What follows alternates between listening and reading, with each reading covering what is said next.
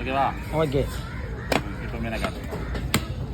இதில் கட்டையை காட்டக்கூடாது, வேஸ்ட். இப்போ பாரு கரெக்டாக இருக்கும் பாரு. சூப்பர், பக்காவாக இருக்குது. அப்படியே பேசாது வீடியோ மட்டும் இது.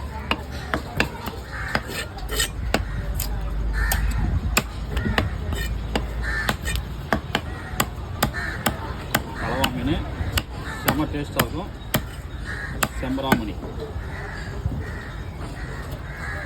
அதே 130 ஃபாலோ பண்ணிக்க.